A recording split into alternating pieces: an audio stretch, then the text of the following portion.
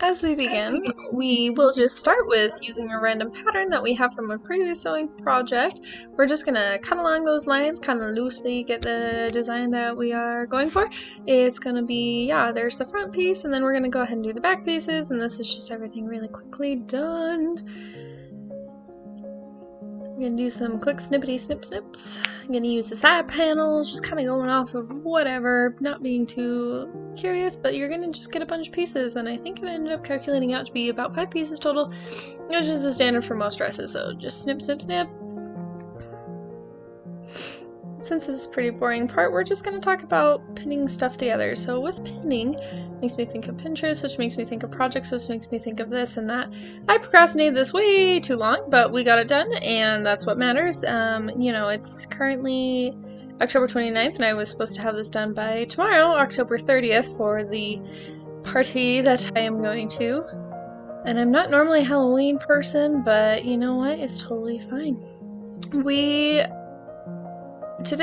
This week has been rough, and I don't know what those snips were, but anyway, this week has been rough in the sense that I am kind of over a lot of stuff in general. I work at a dental office, and I have a lot of patients who sit there and try and tell me how they don't believe in using fluoride because they only use natural substances, and in my head I'm like, what's more natural than fluoride? It literally comes from a rock.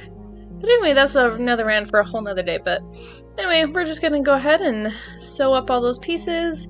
I had the lining, I did the exact same with the front out of the actual fabric. I'm just folding it inside out, and I'm gonna sew along that line just so that we can have a nice clean edge on the inside and not have any itchies going on where the seams are.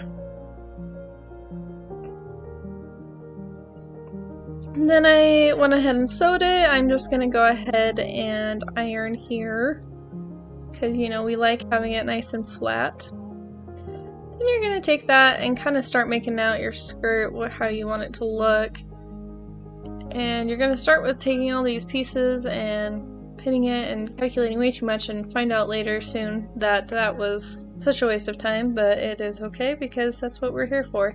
Don't mind me watching Harry Potter in the background. I may have watched all 7 of them in about 2 days trying to make this dress.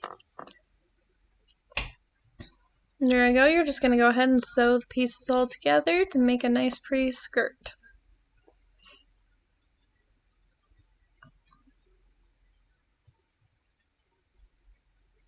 Okay, and then you sew that skirt that you finished onto the top portion of the dress. I added some sleeves just for example. We're going to try on the outer netting to make it a little more mermaidy-ish looking.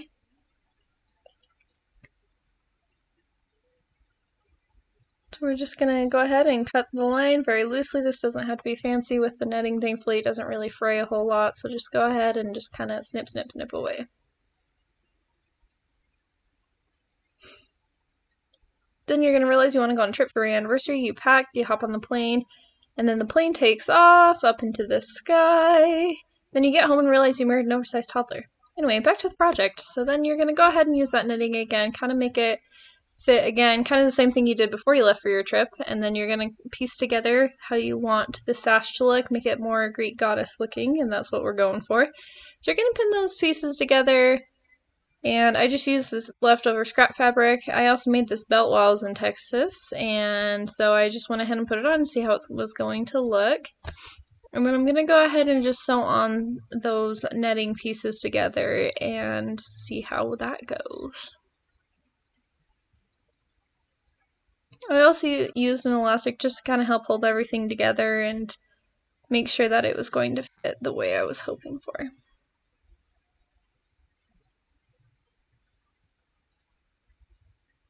And here I am sewing it. Super exciting.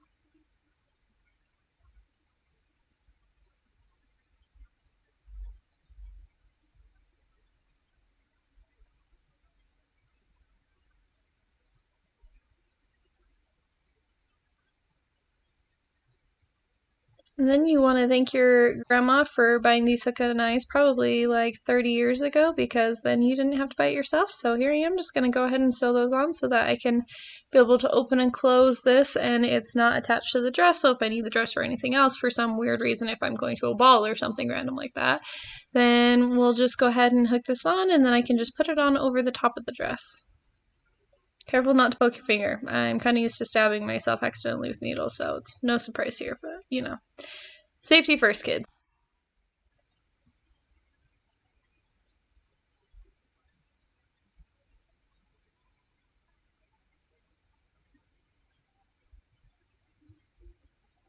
Okay, go ahead and put that on to your model, Penelope.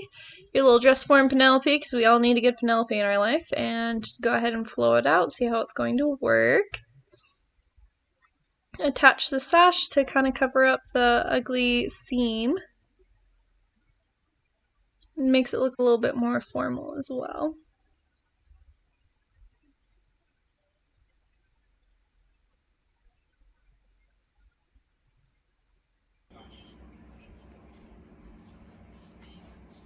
And then take your super fancy colored pencils that you will regret using on fabric in the future and go ahead and make a really pristine line of where we're going to put our sequins.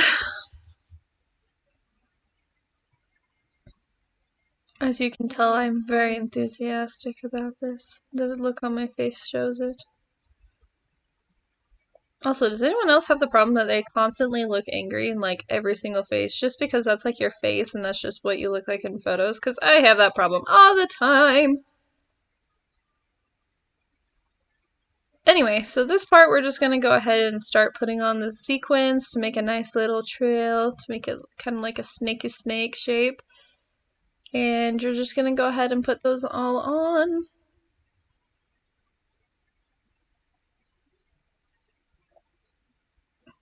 Also, this was probably what took the longest. I think I spent a total of 15 hours trying to bedazzle this part of the dress, and I don't know why I thought it would be a good idea to do my own hand beading. Other than it looks cool, that's about all it's got. But basically, you're just going to poke a bunch of holes through the netting of the fabric with some thread, and then just thread it right through the sequin and just have decent lacing mostly. People probably won't be looking close enough to notice if it's actually a straight line, so don't be too worried about it.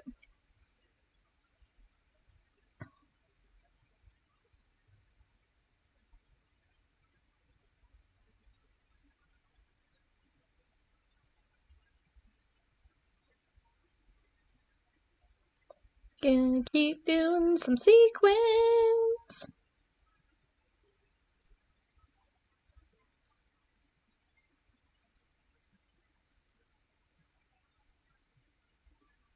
And then I switched from the gold over to the rose gold sequin just to kind of give it some more depth, I guess is the word, because obviously clothing can be deep, you know. They've seen a lot of stuff in life. They know what's going on. But yeah, we're gonna go ahead and just switch up the color, just make it a little bit more fun there.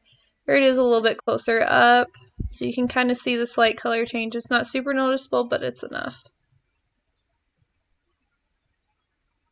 And then I switched over after the rose gold to like more of this like iridescent, clear, kind of more mermaid looking color, and it ended up, yeah, making it a little bit more mermaidish. It's a little bit more of a see-through one.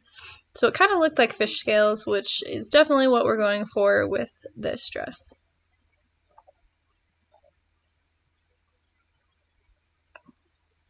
Then after a while my hands started getting sore, so I just kind of went ahead and used this fabric glue and glued on the sequins, which ended up being a bad idea because I still had the original dress underneath it. The dress did end up getting a lot of glue dots on it, and then I had to use some crazy nail polish to try to get the color out, and then it left some weird stains, so I had to use water to get that out, and it was a mess. So if you're going to be, you know, gluing on some sequins or beading or whatever with fabric glue, make sure you don't have your dress underneath what you're gluing on because you'll regret it after a while. But it is what it is. I learned within, I think, probably 30 minutes of messing up my dress. But you know what? Here we are. And there's only a few spots in the front. So it's fine.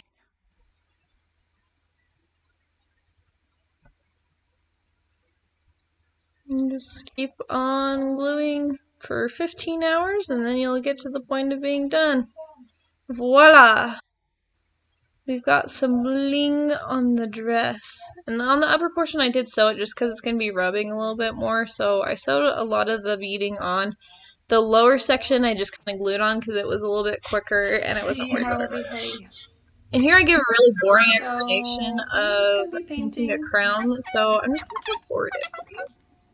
Because you probably don't care, and so here you go. I use this fancy cool clay thing to mold my crown out of with aluminum foil, and it honestly feels like foam when it's done, but during the time you're using it, it feels like marshmallow fluff, so that's really cool.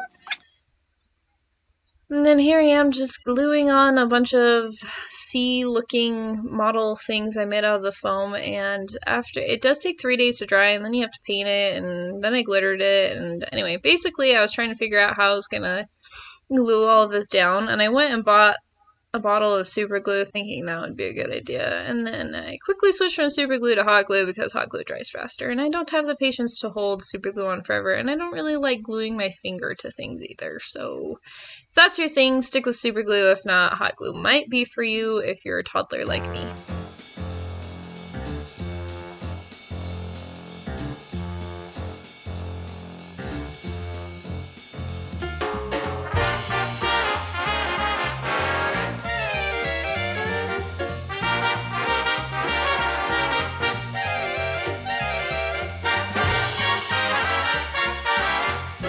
See what I mean? Super glue's not worth it, friends. There I was thinking that was gonna hold it on to the little toothpicks I had stuck in it. It did not.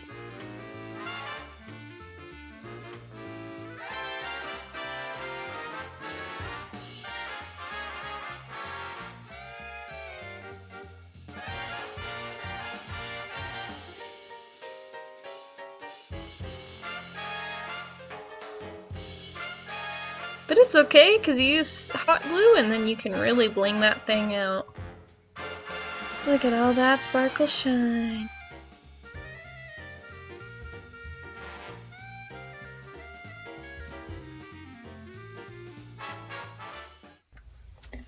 Makeup is impossible to find this time of year. There's still 2 days before Halloween and nobody has Halloween stuff. So we're just gonna wing it with the weird random Walmart products I found. And let's just go ahead and speed it up. Basically, I just used a lot of makeup. Apparently, I also found out that I have some allergies to something I used, but I'm also not a really heavy makeup wearer, so that was fun to figure out. But I basically used a ton of sparkly, glimmery eyeshadow to kind of get my face going on. And for a while there, I started getting looking like a clown. I went a little heavy on the bronzer, but it's okay because you just fill it up with a bunch more glitter and no one will notice because it's Halloween. Just blame it on Halloween if your makeup sucks. It's part of the costume. Ah, yes, that summer bronze on a very pale, pasty face, such as I.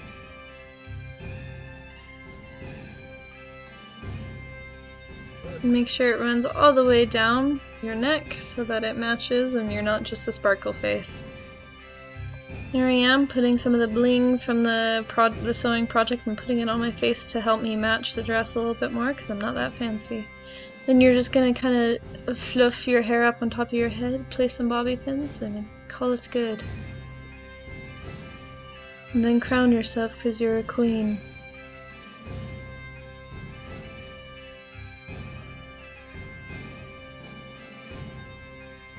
And then decide you hate those eyelashes and switch them out for your other eyelashes because you have 10 pairs that you never wear anyway. Look at that glitter shine. Ta-da! Start indoors with modeling your dress very seriously because you're too shy to go outside. Then use your messy backyard because you're too scared to go out in public, but at least you're brave enough to go outside. Forget that your face too needs to smile like you do on the inside.